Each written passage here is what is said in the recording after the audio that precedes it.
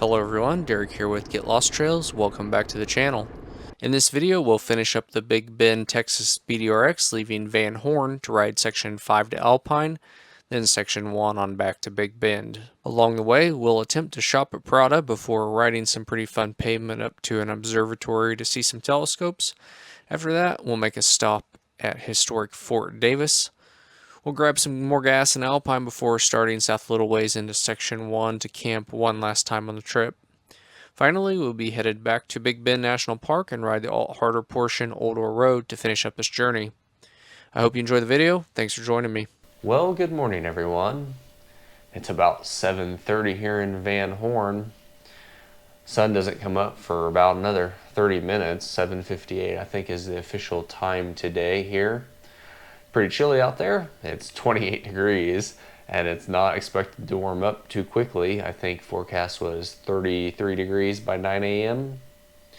And we'll be hitting the pavement immediately today on Section 5, headed 150 miles, 240 kilometers over to Alpine. So, be putting on all the clothes I have. Also, I have my winter gloves, which I haven't used until today on this trip. Be putting those on, packing this pannier up, having some breakfast here, probably a couple cups of tea at this point, and then hitting the road. So be sure to stick around. Thanks for joining me again. Yeah, air conditioner.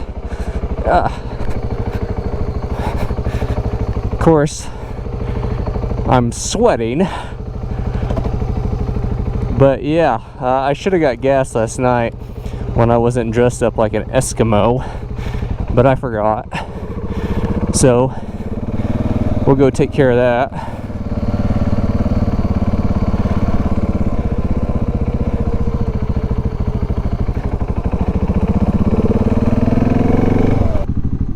I checked the weather. It's 35 out, so it's pretty good. Let's get some go-go juice and be on our way. Well, I was in the middle of trying to get gas here and the pump rebooted. Never had that happen before. If you want to steal my rewards number, feel free. You get like 10 cents off. Oh, okay. As long as the computer don't crash in the middle of this. 2.6 gallons. All right. Fueled up. I guess we can call this the official start. It's 9:40 now. Phone's still saying 32, but I think it's like 35 out.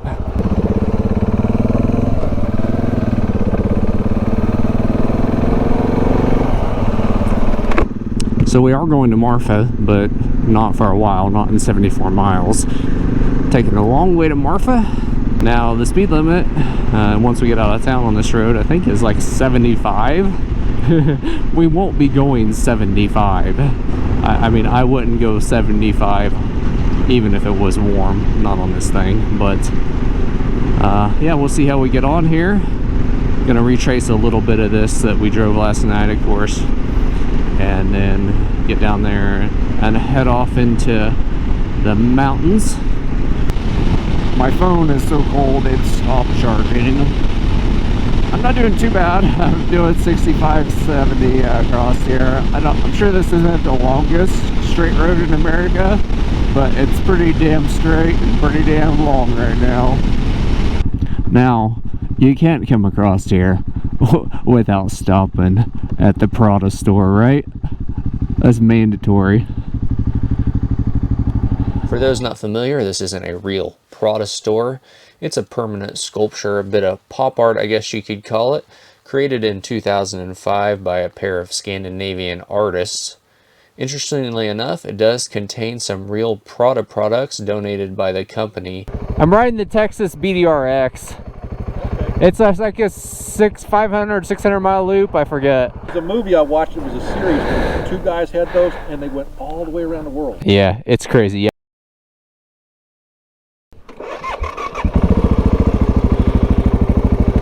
That was the Prada store. Unfortunately, they weren't open. I wasn't able to buy anything. That's a real shame. I got a little extra room in my panniers at this point, but maybe next time. Gonna continue on up towards the McDonald Observatory. That's kind of, I think, the next highlight of this. I'm not sure. That's roughly maybe an hour from here. Coming into Valentine here, population 73. Not much to see here. No gas. That's noted on the information. They do have a post office though. That's kind of surprising. Coming up to our turn here off of Highway 90 onto Ranch Road 505. Gonna take us up towards the McDonald Observatory. I don't know if we'll be able to get to do a guided tour of that. I do know they offer that. That would be cool. I'm not sure if that's going to fit into the schedule, but we'll see when we get there. We are kind of headed up through this mountain range here. I mean, for whatever it's worth here in Texas as far as mountains go, but I heard there was some snow up there, so we'll see if that's still present. I mean, it's not going to impact the route or anything, but I heard there was some skips of the white stuff.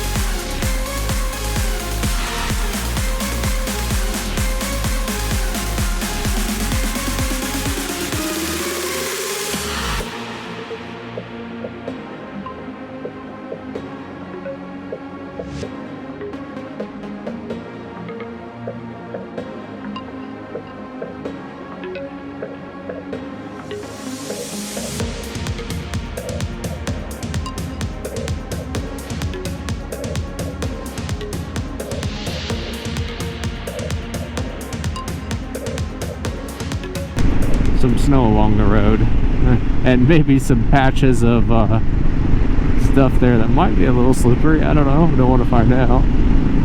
I will say, I mean, this is pavement, so some people are gonna hate it, but it is pretty interesting. Definitely a twisty road if you're into that sort of thing.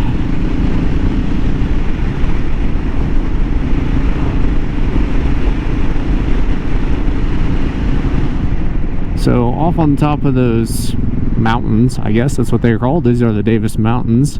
You can see the McDonald Observatory where we're headed.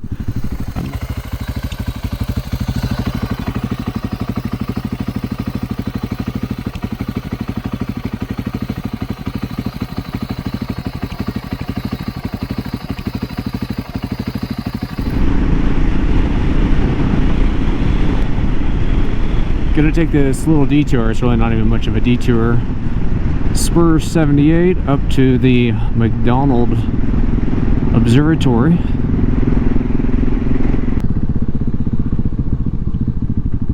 Let's run in here and check this out.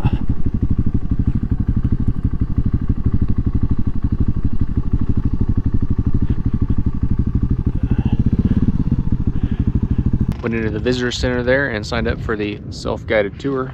Only $3 for that. You get into the museum down here, up at the Silver Telescope. Sorry, I forget the name, but you can go inside. There's a little visitor area there and like a glass wall where you can view the telescope. And then you can also drive up to the two white domes up there. And one of them has no public access, but the other one has a little visitor area too. Don't think you can see the telescope there though, unfortunately. They do offer guided tours, but those are 2 hours long from 2 to 4 p.m. currently. Now, I'm sure that changes depending on the seasons and stuff, but the visitor center here doesn't open till noon either, which that's basically what it is. So worked out pretty well.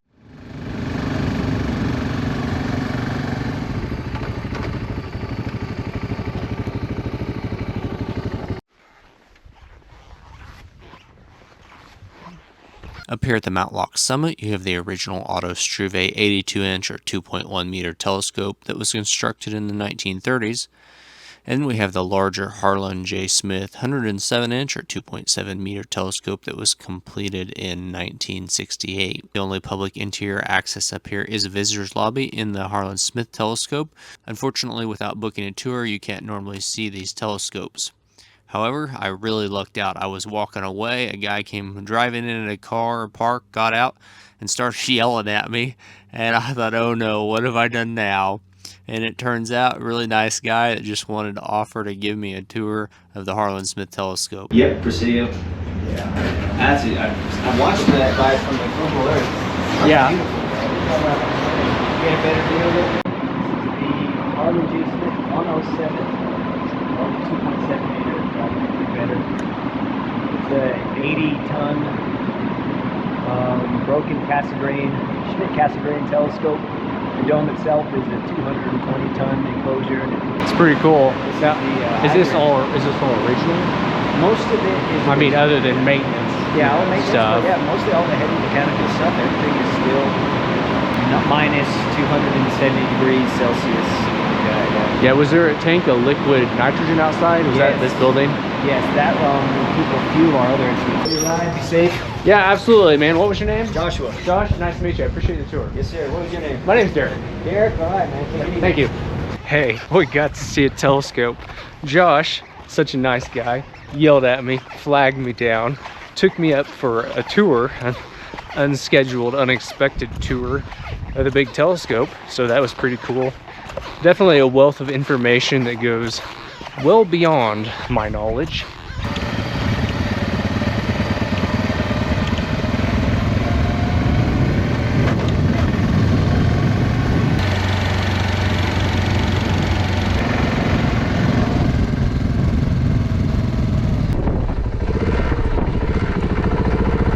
We're here at the Hobby Eberly telescope now, or just the Silver Dome as I call it. I'm gonna go in and check that out. There's a little visitor area and apparently a spot where you can view the telescope.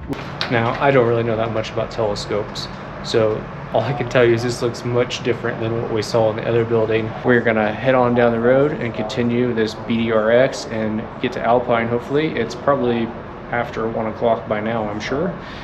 And it's all pavement though, so it should go pretty good. And I haven't had anything to eat, just a Cliff Bar. There's no restaurant up here, but that's all right. We'll have an apple and some snacks and hit the road. Well, that took longer than expected, but I'd say that was worth it. That was pretty cool. Right now we're about 65 miles, 105 kilometers from Alpine via Marfa. That is the remainder of section 5 of the BDR. Of course, we're going to see some more things along the way. We'll be going by the Fort Davis historic site. Be coming into Fort Davis here pretty quick. It's 2:15, so it didn't take very long to get here from the observatory, but see about grabbing a quick bite, maybe. I don't need gas. You can get gas here. Oh, this Fort Davis is pretty big. Might be worth checking out. Oh, it's a National Historic Site. Oh, it's federal, which means I can get in for free because I have a Parks Pass. Fort Davis was established in 1954 as part of a larger frontier fort system used to help protect mail and freight routes as well as to support western expansion. For the better part of a year, the fort was occupied and controlled by the Confederate Army during the Civil War, but Union troops took it back in the summer of 1862.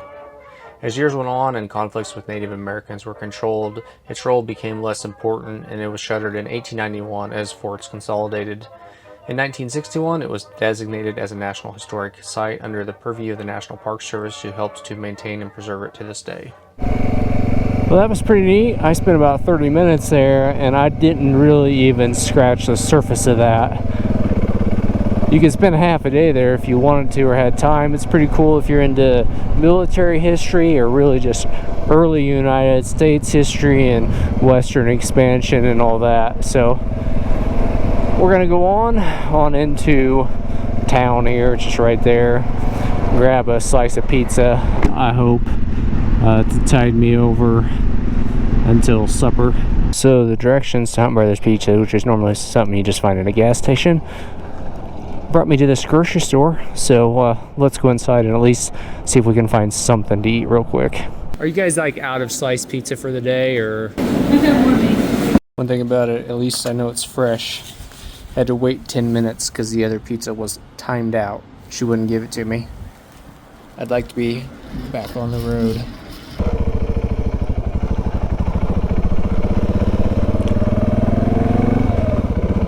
Now that I'm refueled, we're going to continue on towards Marfa.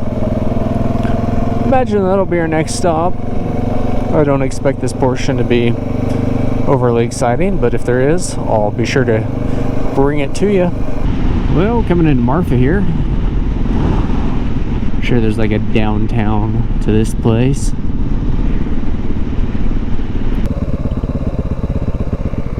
Certainly a cool courthouse.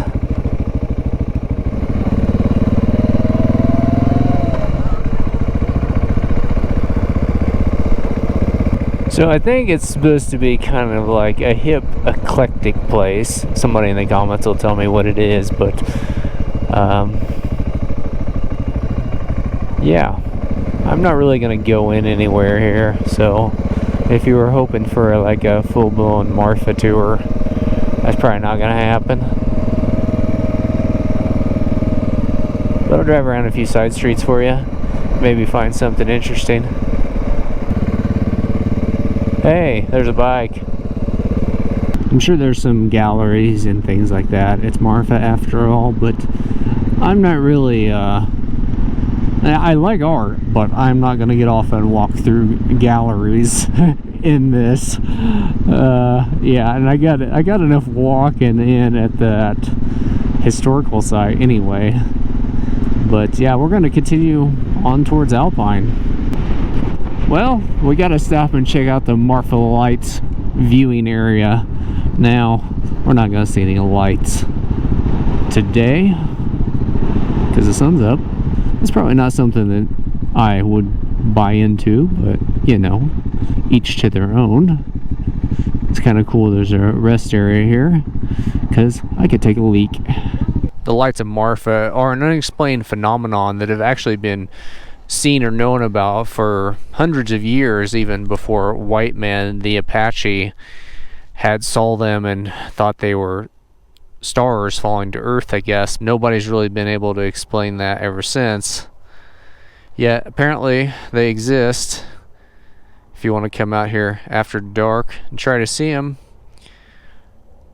This is an old military base. It was a training base during World War II, so there's some foundations and stuff out there, and I don't know if there's still runways, if those still exist or not, but nice little rest stop anyway. Well, to be honest, this stretch of the road has been kind of uneventful. It's getting a little more interesting here, but for the most part, we've just been cruising.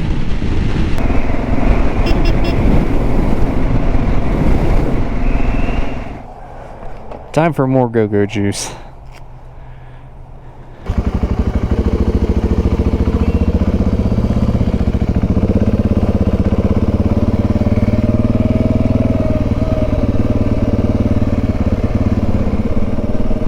Alright, fuel acquired.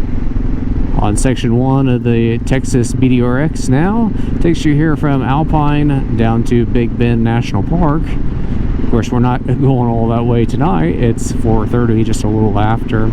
Plan is to go about 30 miles south here on this, and there's a elephant mountain wildlife management area, which I believe I can camp at.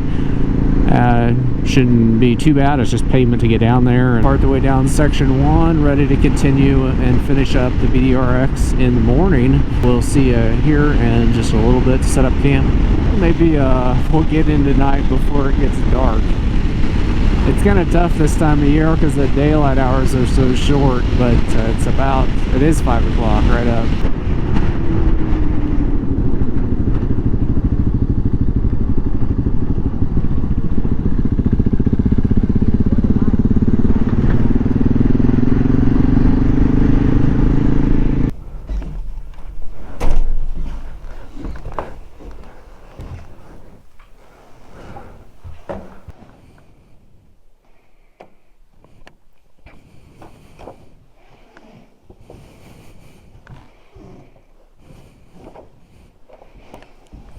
Fill out this whole thing? Yeah. Well, not too far back in here, we made it to a camping area. Looks like there's like actual sites with picnic tables and fire rings. And a bathroom back there.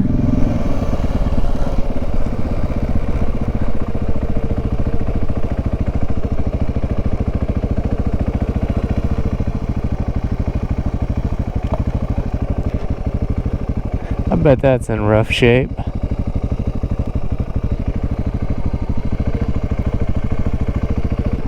think I'm going to go with this one. It looks like it's reasonably protected potentially from any wind and pretty close to the bathroom, so I think this will work. Made it to where we're going to camp for the night. I think I'll set the tent up back here in this nice smooth dirt area. In the meantime, go ahead and start some water boiling and get supper rehydrating while we're doing this.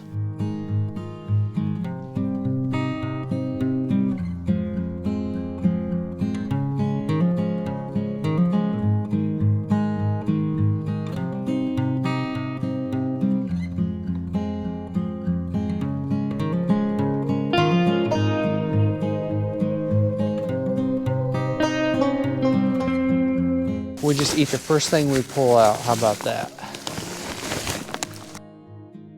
Chili mac with beef. That's pretty good. Call it a winner.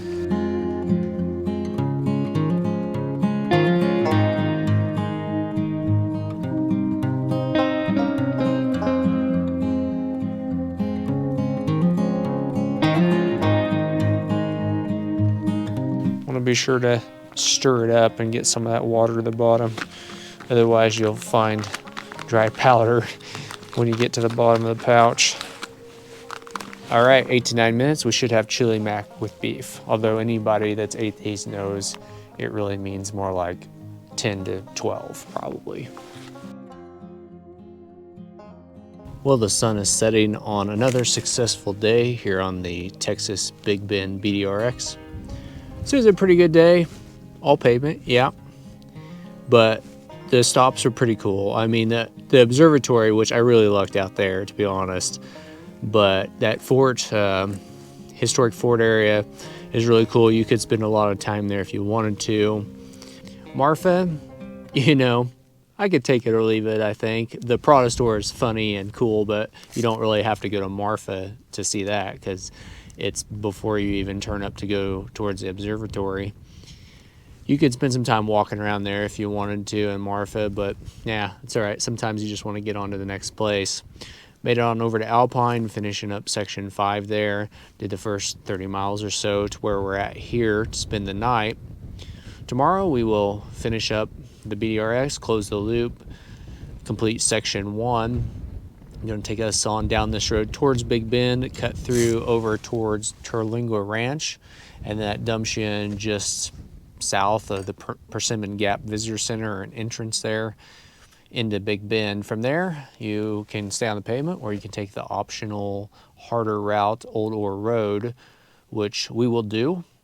I have actually ridden that before. I have a video just on that. If that's the only thing you happen to be interested in, you can catch that. This time we'll be riding it from north to south though. It's a nice ride. It's a little rough, bumpy, embedded rocks, but what else is new, right? Got to do the whole experience while we're here. That'll take us back into Rio Grande Village, where I started this journey 4 days ago. Well, no, 3 days ago, but it'll be 4 days ago tomorrow when we close it up. So anyway, gonna dive into the chili mac with beef here. Got the tent all set up over there. I did look at the forecast in Alpine before I came down. For this specific location, if you can believe the weather.gov, it said 37 degrees. So that's not terrible. The forecast for Alpine was like 34. I don't know, a little bit closer to the equator here, I guess. But yeah, shouldn't be too bad of a night. It's actually not bad out right now. I still have all my gear on just because I haven't taken it off. Probably won't take it off till I get ready to get in the tent just for the sake of convenience and staying warm. But anyway, I think we had a good day. Let me know in the comments what you thought of it. What do you think of the route so far? I mean, I don't want to dive into all my opinion now. We'll do that whenever we finish it up. But, I mean, I think it's pretty good, you know. We'll save that conversation for tomorrow night, though. It's still a little crunchy, but I've waited as long as I can wait because it's just going to get cold before it all gets soft.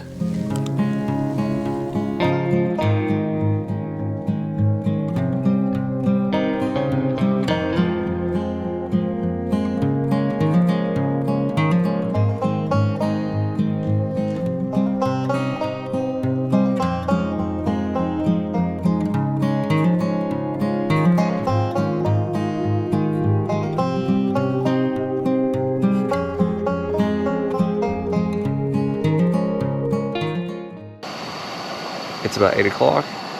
The sun should have shown itself by now, but it's a little cloudy over in that direction, I think. But hopefully it breaks out here before too long. Good news is that little cloud cover kind of held the temperatures up a little bit. It's not too bad out, but the sun would warm things on back up. Of course, we're getting some tea made this morning to warm myself back up.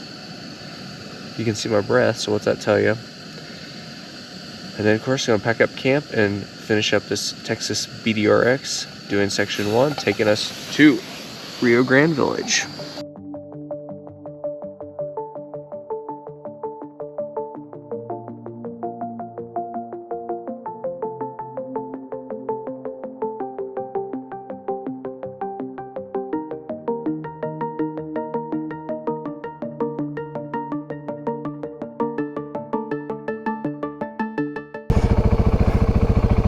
The sun has finally graced us with its full presence.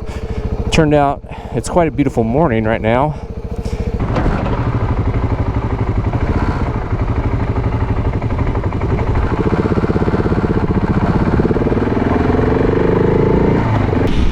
Well, unsurprisingly, 118 has not been all that exciting. The speed limit on this road is 75, by the way, and I'm going 70, which is as fast as I feel comfortable. The landscape does get a little more interesting as you get down here towards Big Bend, unsurprisingly. So we're just kind of cruising along. I'm not really sure how far we are to the turn, but we're, you know, less than 30 miles to Study Butte if you just stay on this highway, which of course is not what we're doing, but I would think we'd be finding a turn to the left here before too long.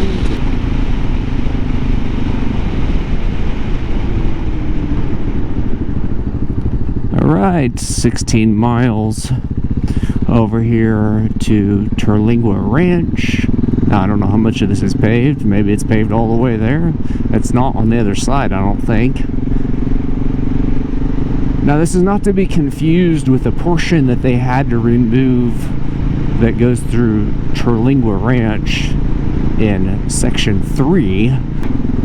So it looks like if you actually want to go to the Terlingua Ranch, you got to take this little dead-end spur. Can't be more than a couple miles over there, and then the main route goes the other way. Terlingua Ranch, in this case, is to the right, and the main route goes to the left. I mean, I don't need to go back there, but for the sake of just being curious. So that's the main route there. And this goes 3 miles. I guess it's a little ways back here. I'm going to drive back here just for the sake of completeness. It's not that far. Just want to see if there's anything cool. And then we're going to resume heading on towards Big Bend there. So I guess this is Terlingua Ranch. It just looks like a bunch of old, maybe modular houses. I mean, they don't look like junk, but they're very all cookie cutter. And yeah, so I don't really know that you need to drive back here at all, unless you just are staying here, of course. But there is a cafe somewhere.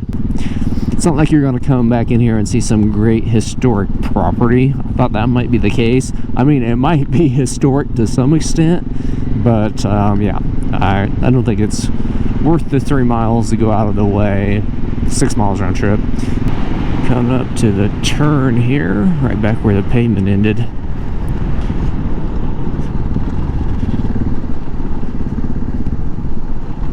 It's a road to Highway 385. I guess it doesn't really have a name. Is it Marathon Road or does it go to Marathon? I don't know. Well, it don't look too bad right offhand. It's definitely narrower than that other road, but there's still some like houses or residential or semi-permanent residential areas out this way, so it might be pretty good for a while. Hell, it might be good the whole way for all I know. You never know out here. Some county roads can be really good and some of them can be total 16 miles to the highway, Highway 385, 64 miles to Marathon. And I think we are about to enter Big Bend, based on that outline on my Garmin there.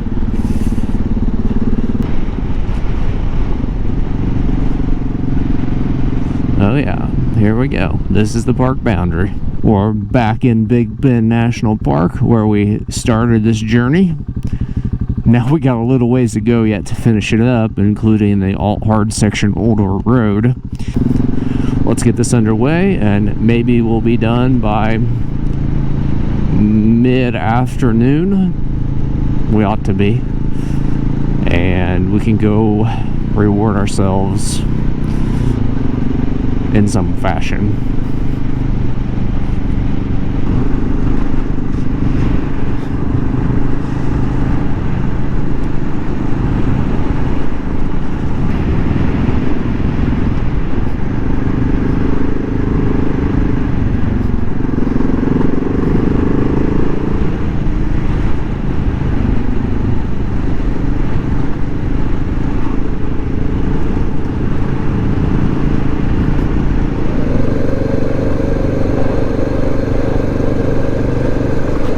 GoPro, I just spent a bunch of money with you and this new stuff is still this remote just randomly decides to only control one of the two cameras all of a sudden, and then you gotta like power cycle everything, and now it's just been stuck on connecting for 2 minutes.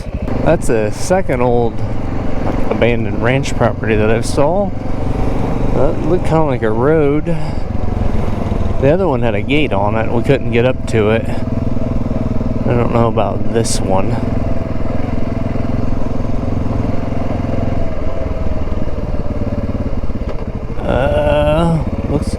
Let's see. It doesn't say it's closed, does it?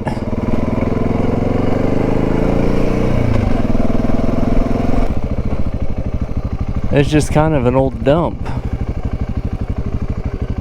I don't know what all that is. Pipe, maybe? Black plastic pipe? An old, some sort of cattle handling area, of course. And, yeah, this old junk house. This don't really look like a great historic property that they need to preserve, probably, but part of the ranching heritage here, I suppose, at one time. You can see the roof, and this obviously a little modern, I mean, from recent history, not too historic. Yeah, there's a window AC unit. The range is still here. Another little gas heater there. Yeah, nothing too nice.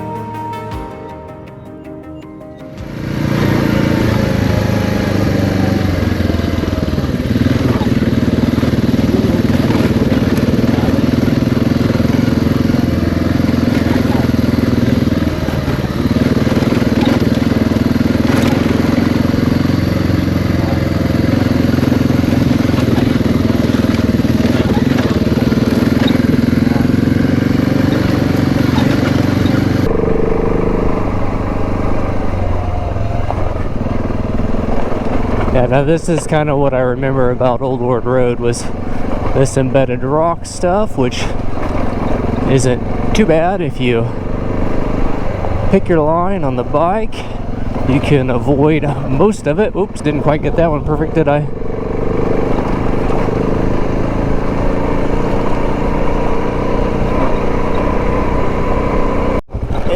Yeah, these rocks, the problem with going down these is a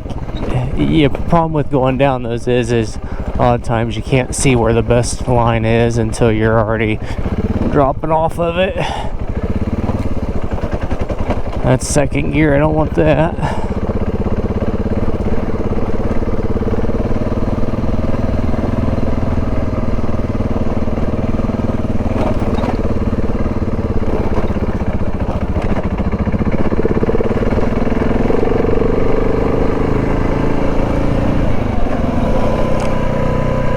Oh, big jump, big jump. Let's try to avoid that one.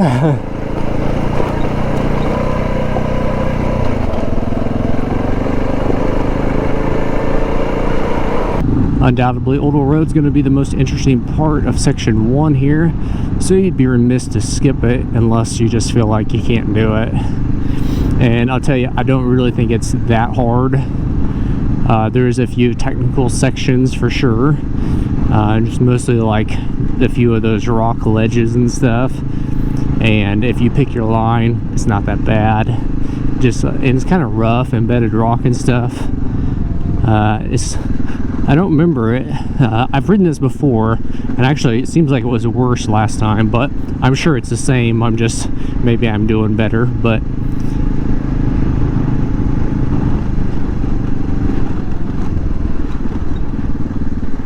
it does, it can get a little long on the tooth, you know, being, what, almost 30 miles, including the Dagger Flat portion. But, I mean, hell, if you've ridden several hundred miles of gravel, or if you're gonna ride several hundred miles of gravel in the next few days, it ain't no big deal. I think Section 4 up to Van Horn, which is not optional, really. I mean, there is a bypass that you can use, you know, if the conditions are poor, but it's meant to be the main route, and it's tougher than this, with that steep hill climbs and Godzilla Hill and all that. So if you can do Section 4, you can do Old Ward Road. It's just, I guess, you know, if you were short on time, you could bypass this pretty easily, but you wouldn't get the full BDR experience that way, would you?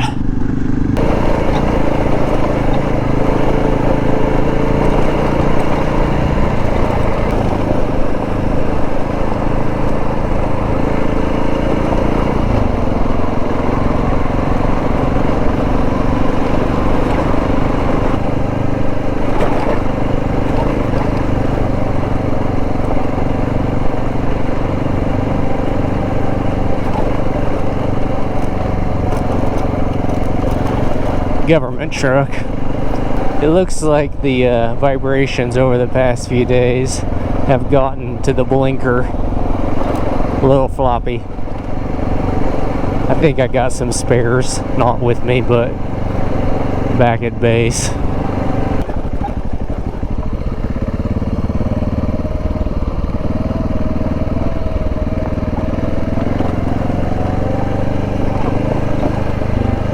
Dropping down into this wash, it looks like.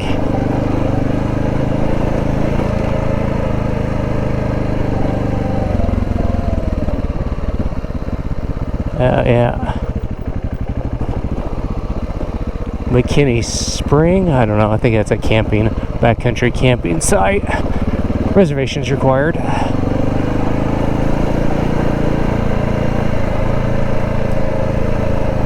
That's gonna be rough. I should have stayed on that. Oh, that's gonna be loose. Hello, looseness. Oh, this one looks good. Let's get over here.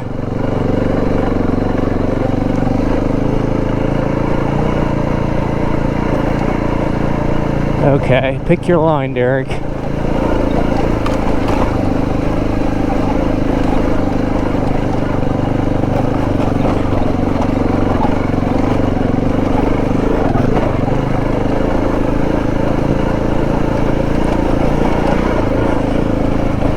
Yeah, that's probably one of the little more serious sections of it there. The blinker gave up the ghost. She's dead. I might have to dig out some tape because I can't be driving around like that. Somebody will think I dropped my bike, as if I haven't done that a time or two. But that's not what broke this one.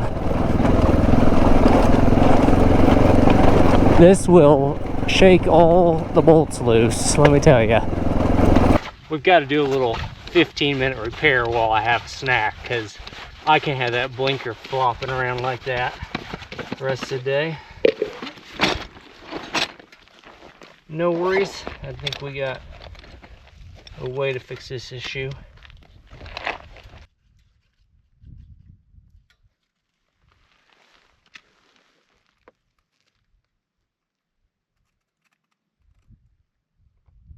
Got plenty of that on.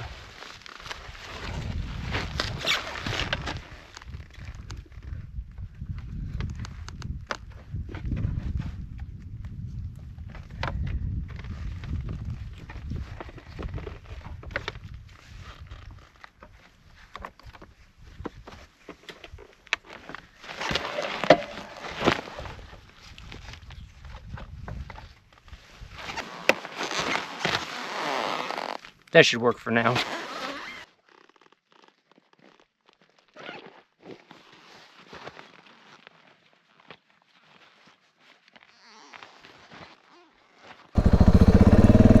Back on the move here.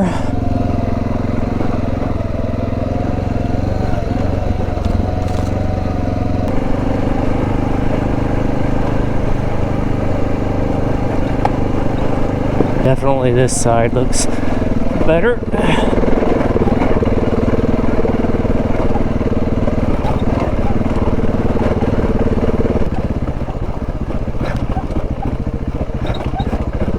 I need to get some speed through that or I'll fall over, hit one of those rocks like that one right there.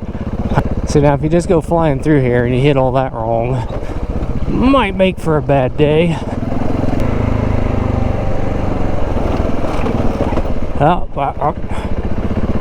Don't get too crazy. I'm just coming into a wash here, trying to take it with a little bit of caution. Oh yeah, no big deal.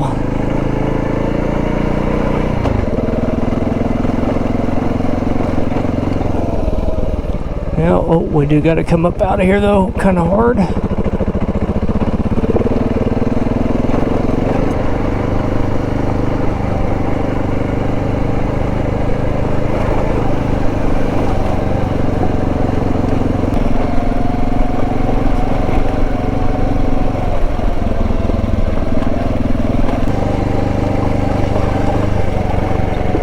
Had to stop and change some batteries, and I noticed I'm now missing a bolt out of this pannier. And last time I rode this road, I lost 2 of these pinch bolts. Well, this one here has been replaced, and the one over here, lost one off both sides last time. So this road is a little hard on things. Oh, hello. I do want to stay up here if I can, because that is rocky down in there.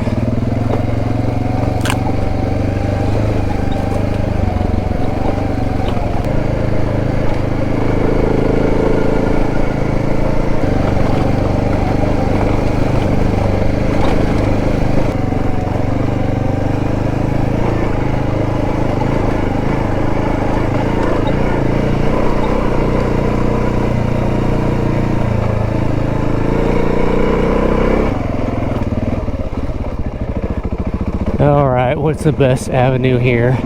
Maybe right up through here. Yeah.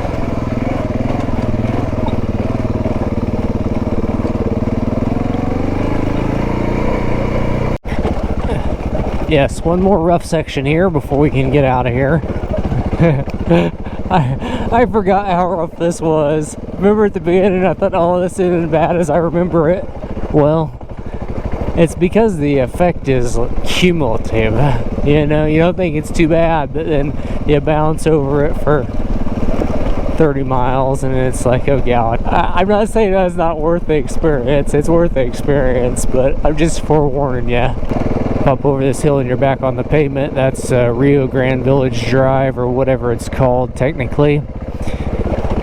Take us right into Rio Grande Village to the left, or if you were to go to the right, it would take you back up towards Panther Junction. We will be returning to Rio Grande Village to finish up the Texas BDR-X.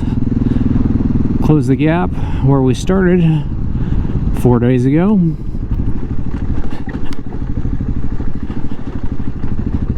It's been a fun time. Be sure to stick around as we continue on back here for my final thoughts on it, and I think we'll hit the hot springs here as well.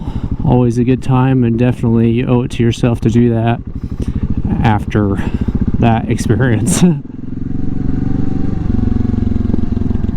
I hope you enjoyed the video. I know I had a lot of fun on the ride.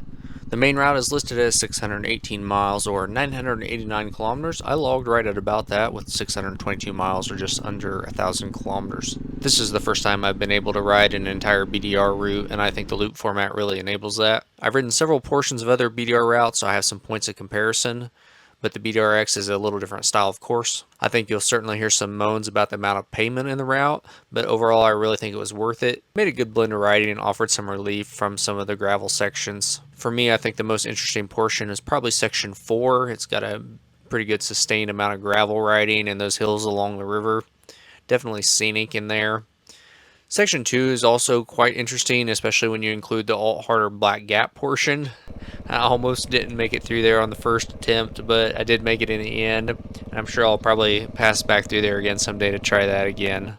In addition to all the riding, Big Bend National Park has a lot of great things to see off the bike. The Chisos Mountains are pretty neat, and that's a nice paved ride up there, though if you're strictly riding the BDR route, it will be a little out of the way, but it's worth it. Of course, at the end of the day, a visit to the hot springs is a must. Please hit that thumbs up button if you enjoyed the video, and be sure to subscribe if you haven't so you don't miss my next adventure video. I'll be out west exploring some of the California and Nevada BDR, passing through the Mojave Desert and into Death Valley. Stay tuned.